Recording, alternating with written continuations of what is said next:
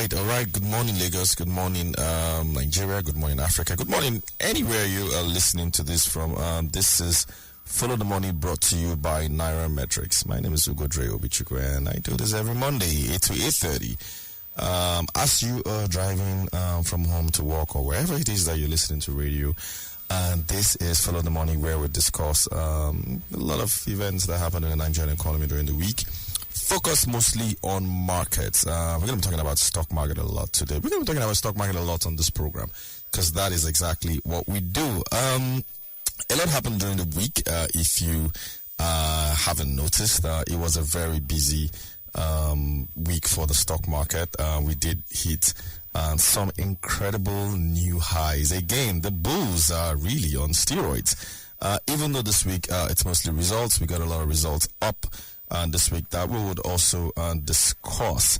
But before we get into the key discussions today, something strange happened. Was it over the weekend? We did hear that ECOWAS countries, Mali, Burkina Faso, and Niger Republic, have basically decided to pull out of ECOWAS. ECOWAS did respond and said no, that they're not going anywhere. They're still part of ECOWAS. I guess I'm wondering, how does this affect Nigeria? These are regional countries that make up, ECOWAS, and that does pose insecurity issues for the bloc in general. Of course, these countries are landlocked, so how do they also expect to get, things moving into trade moving into their countries, in and out of their countries? And those countries do rely a lot on their big neighbors, Nigeria, Ghana, Senegal, and co. So pretty interesting to see how this pans out. Like I've always said, you got to pay attention to geopolitical issues across the region because they do have a way of affecting markets, even where you work or your businesses. So interesting to pay attention to that. I just thought to bring that up. But we go right into capital market during the week. So the NGX All-Share Index and market capitalization appreciated by 8.3% to close the week at a record high, 102,401.88 to be precise. Of course, taking the NGX market capitalization now to 56 trillion. So officially, the Nigerian Stock Exchange is now around 25% of our GDP. So it used to be less than 15% this time last year. So now we're looking at 25% of GDP, which, looks like we're now getting traction. For context, for most developed economies, their stock market is usually over 80% of GDP, sometimes over 100% of GDP. So we're seeing our stock market at 25% of GDP, is still relatively small. And this perhaps is why some people tend to say, hey, look, why do you think that the bulls are on steroids? The bulls should be on steroids logically because assets are undervalued, perhaps, for the reason of FX. And so that is why stocks are flying high, and they're not going to keep flying high. They're not going to stop flying high so long as the exchange rate keeps depreciating. It's a very strange analogy, even though they do have a point. If you have assets that you bought in Naira and you dollarize those assets, they tend to depreciate in the local currency versus the foreign currency. So it appears what investors are doing is, reflecting those prices in foreign currency. But is that what the fundamentals really say? Are their profits also, going up like that? Are they also reflecting that in their prices as they move on or in tandem? If they are, then perhaps maybe that point is solid. But if they're not, you really do need to think about that clearly, even though, asset prices are going up. Like I said, the stock market, gained 8% last week. This year alone, January to date, the market is up 36.9%. That's incredible. 36. January is not even done yet. And this year already, we're up 36.9%. On track to be one of the best Januaries on record. It's incredible. If you're not in this market or you're not tracking what's going on in this market, you are missing out. I'm not saying you should go and put your money in there. I'm just saying, you got to track and see what's happening. As much as the wider economy is in the doldrums, People are, going through a lot of hardship. People are seeing their purchasing power dwindle by the day. Exchange rate is depreciating like wildfire. But the stock market has its own different, ideas. I mean, it's up 36.9%. They must be seeing something that we're not seeing. Because, stocks are often the bellwether of the economy. So people say that, they tend to see farther than some of you on Main Street because they know that maybe this is just a phase in the economy and things are going to pass. And so for that reason, valuations are up. We used to have like 5 companies worth $1 trillion. Now we have over 6-7 companies or 8 worth $1 trillion. In fact, Dangote Cement they broke records by becoming the first Nigerian company to be worth over 10 trillion naira. That's like over $10 billion or thereabout now. So we now have a 10 times unicorn. Unicorns are companies that are worth $1 billion in Nigeria, and we do know that unicorns, you could mostly find unicorns around, startups and all that. But now you have Nigerian quoted companies that are now worth $1 billion and all. So, of course, I reeled them out last week. In case maybe you missed it, the likes of Zenith Bank, GTB Access, Seplat, Gerugu Power, First Bank. You got the entire Fugas in there, UBA. They are all worth over $1 trillion now. And of course, you have Boa Cement, Boa Food, Dangote Cement, of course, MTN, Airtel, and of course, Seplat. So like a cross section of companies in key sectors in the economy. Nestle used to be in that clique, but they booted out last year for obvious reasons, which we'll get to at some point. So the entire all-share index doing pretty well. NGX 30 index, that's the 30 most, maybe capitalized companies on the exchange, up 38% as well, in line with the all-share index, 37%. The premium index, that's where you have like the top stocks, those are also up as well, year to date. We now go to the top 10 gainers during the week. So top 10 gainers during the week were Triple G and Company. They were top 10 gainers during the week. They gained 32.4% during the week. And then we also had Dangote Cement, like I mentioned earlier, gained 28.8% during the week. And we also have Sunu Insurance joining the top 10 gainers at 25% during the week. And then in terms of the companies that did drop during the week, we have Veritas Capital Assurance, Initiates, Cadbury, Deep Capital, Nichols. These are the companies that all lost from 20% more during the week. But we had a lot of companies do gain. So that was the stock market last week. Pretty interesting. I wonder, what was your own portfolio like? Were you among those that gained last week, or did you lose? I get a lot of calls from people and messages asking me, do I get into this stock now or not? Or do I get out of it? To be honest, you want to do your due diligence well. You want to be careful. Like Warren Buffett typically says, be scary when everybody's getting into the stock market, and of course be bullish when everybody's getting out. I don't really know whether that works now, because we've been scared for the last few weeks, but we're seeing stocks fly. Dangote Cement, for example, was 350 or 360 or so 2-3 weeks ago. Now it's heading to 600. I read somewhere where they're saying it could be hitting 1,000 pretty soon as well. So I don't know, but you got to be careful when you're investing in those stocks. But it looks like the stock market is back in full force this week.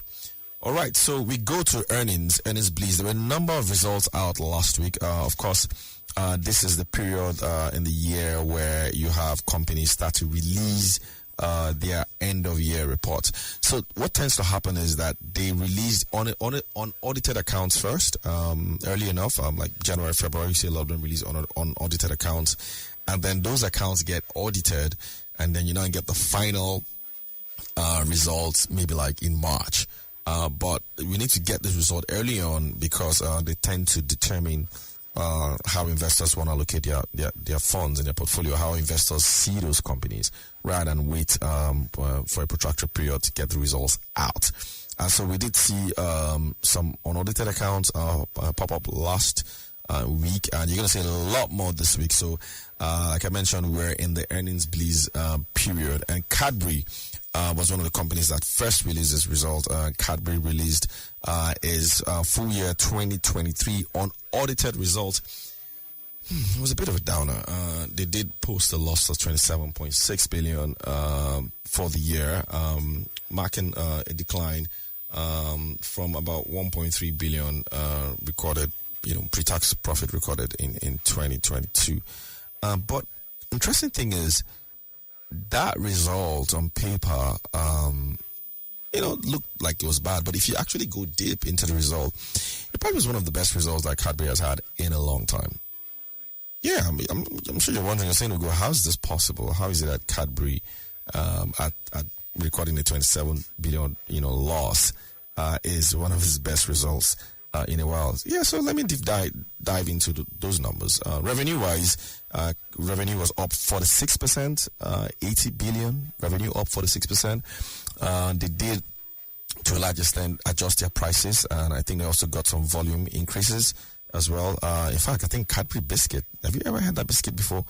That biscuit did 1.3 billion. New product that they launched a year ago did 1.3 billion from about 200 million or so. So they did record good sales. In terms of gross profit was also up 130%. So basically more than doubled to 17.7 billion. And of course, operating profit, which is one of my best ways of gauging how companies perform, because at the operational profit level, the management is fully in charge of how the business is performing. So when companies post solid operating profit numbers, I tend to like them a lot. Of course, as an accountant, we do also like to see real bottom lines because finance cost does matter.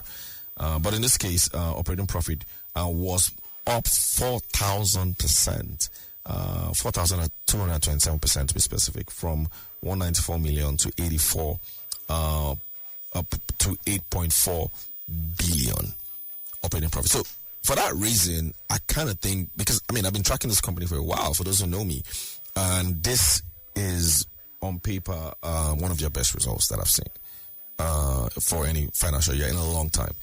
The only challenge they had was finance cost. This was because of Forex. Yeah, so because they had to, take a foreign exchange loss on their loans, they incurred a loss of 36 billion. So it's kind of strange. So banks are making a lot of money, and you're going to get to one of the banks that released their result last week as well. Banks are making good income, mostly from foreign exchange gains. But like I always say, somebody's going to carry the bag. So the guys carrying the bag at the moment are the FMCG companies that have FX loans.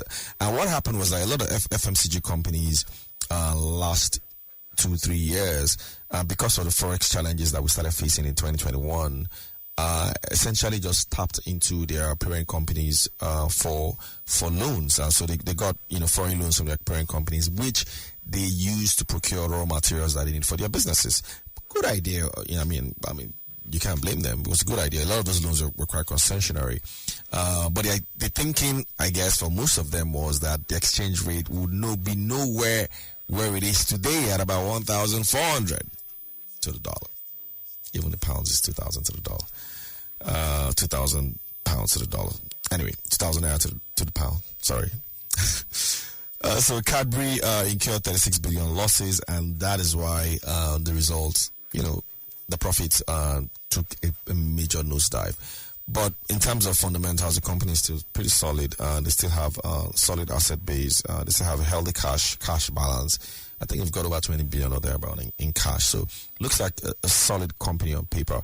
But the market didn't like it. The market didn't like it at all. And, like I mentioned earlier, Cadbury share price did drop during the week by about 21%. Because the market, felt like, maybe those losses were real losses, despite the company operating, very well.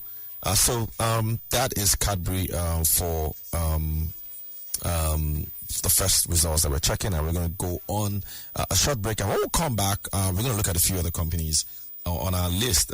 Guinness also releases results. We're going to check Guinness, and we're going to check FCMB, and then Unilever as well. We'll be right back, and by that time, I think I have someone with me in the studio, and we're going to talk about some of these companies as well.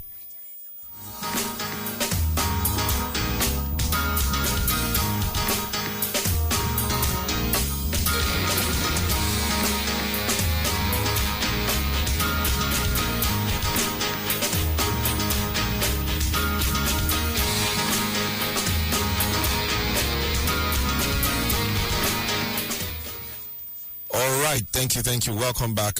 In case you are wondering what show you're listening to or whose voice this is Ugodre's voice of Nairametrics. Yes, Ugodre of Nairametrics. And you're listening to Follow the Money.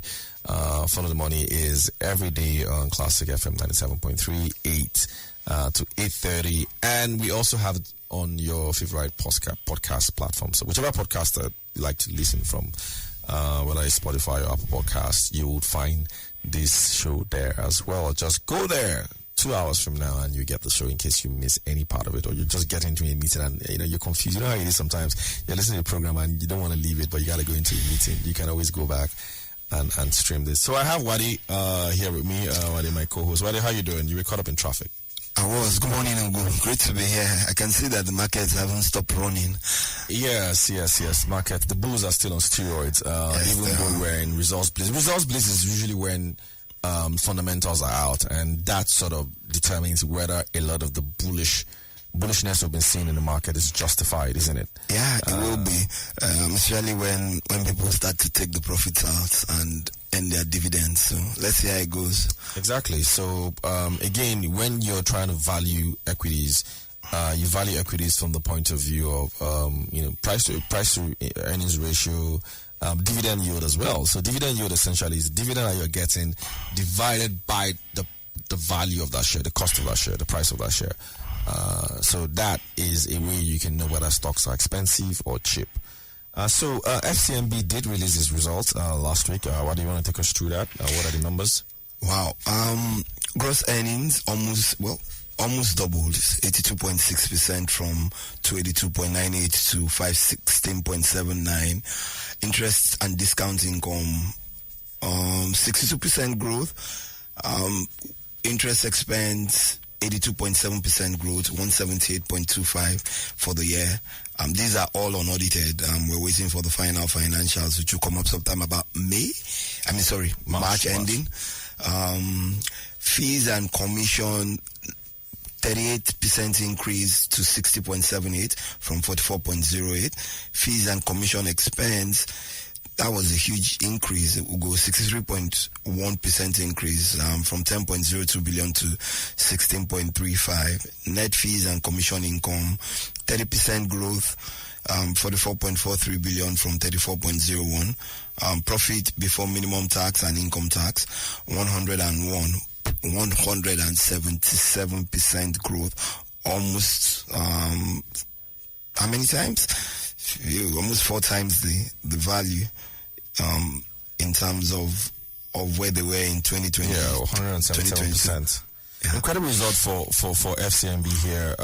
Seem to have had a continuation of what they did in the first 9 months of the year, and that this kind of result you would see across most banks. And if you go delve into FCMB's numbers, go into the financial statement itself, you would see that net interest income, as much as it was up from 121, like you mentioned, to 177 billion. Fees and commission also did well. So the core banking business itself did pretty well during the year, because banks typically lend money. That's how they make money. So their lending income did go up.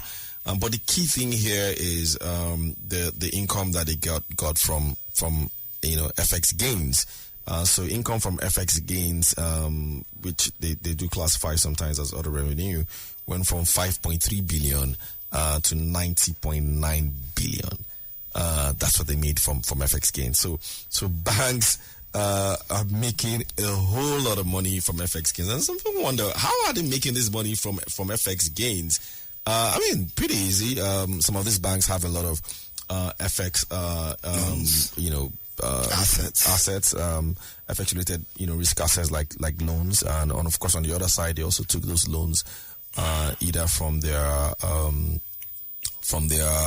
investors, and then they go on to lend those loans. So when you're revaluing those loans, you revalue them at the current exchange rate, and then so that gives them a huge FX windfall, and so this time around their FX gains, net FX gains itself was about 84.2 billion. That's what some banks make in a whole year. And that's what some companies make. Yeah, but in 5 years. But let's look at the net impairment losses. What is going on? So what you've seen for a lot of banks as well, from a prudential point of view, because you're seeing them incur a lot of gains now, which don't often happen all the time. You're going to see a lot of banks use this as an opportunity to take, significant provisions for their losses.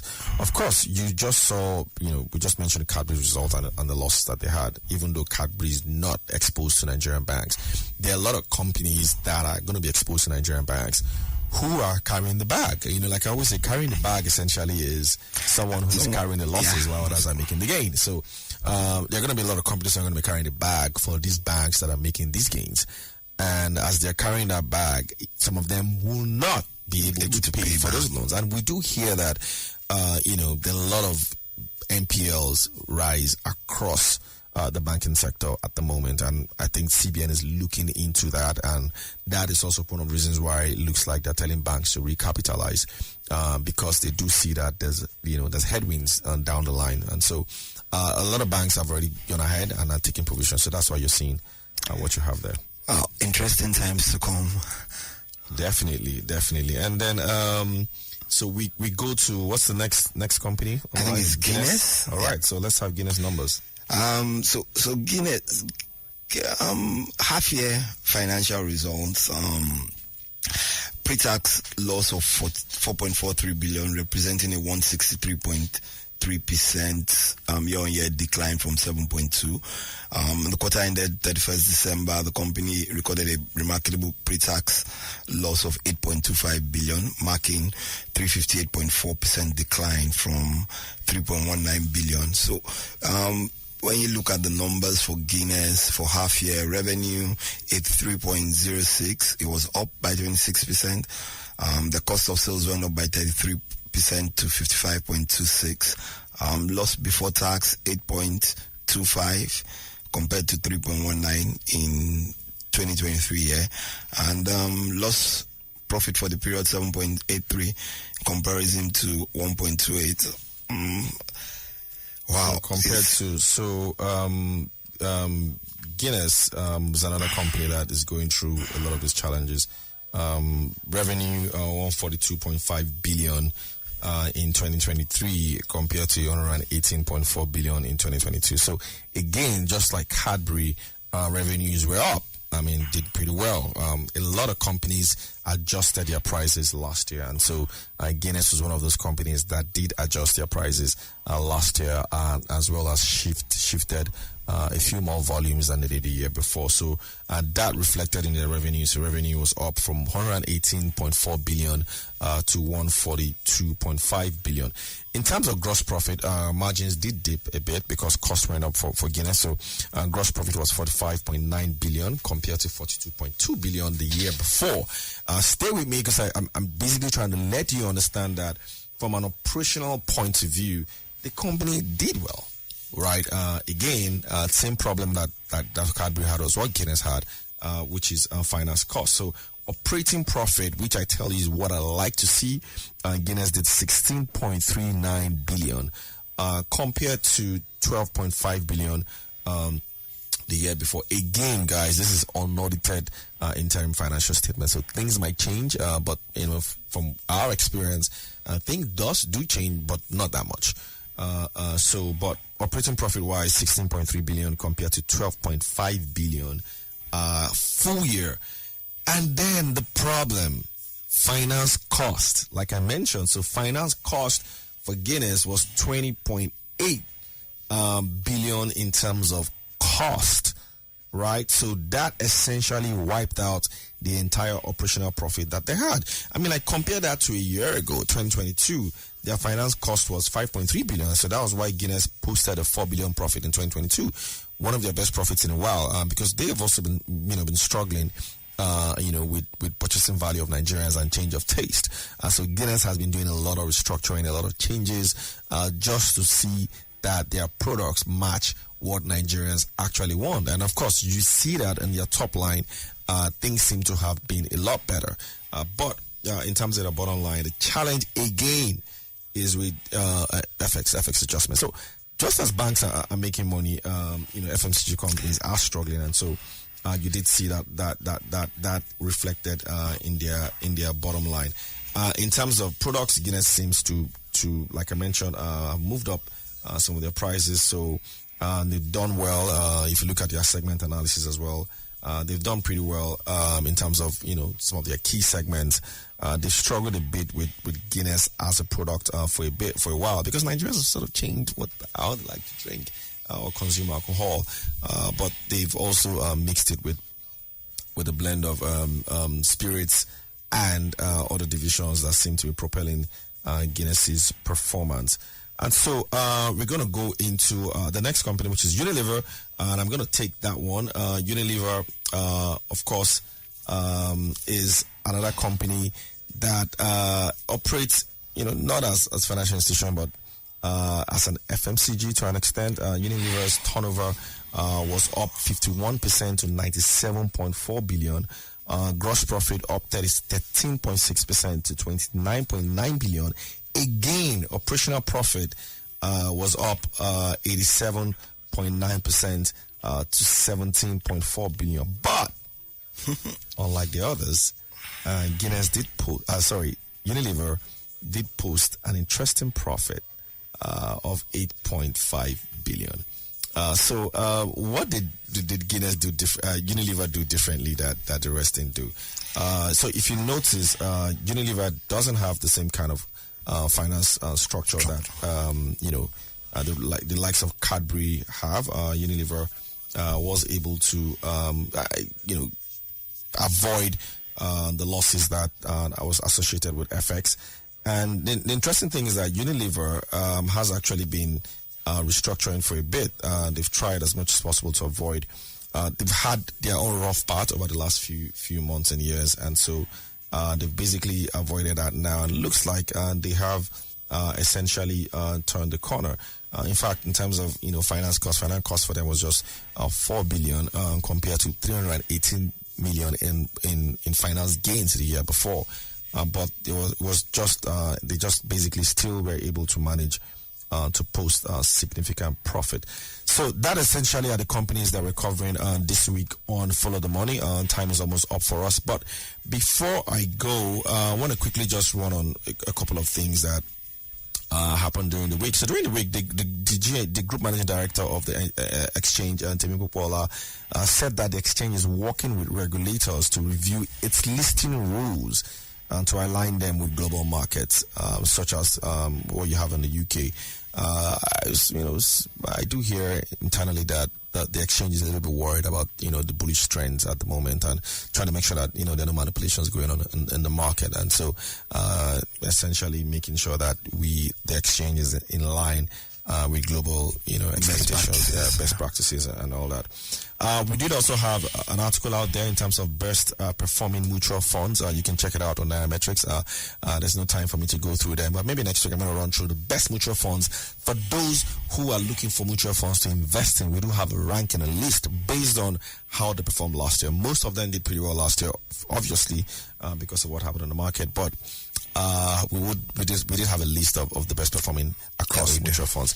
So that is our show this week. Again, I remain Ugodre of Nairametrics, and of course I have my co-host here, Wade Ahime.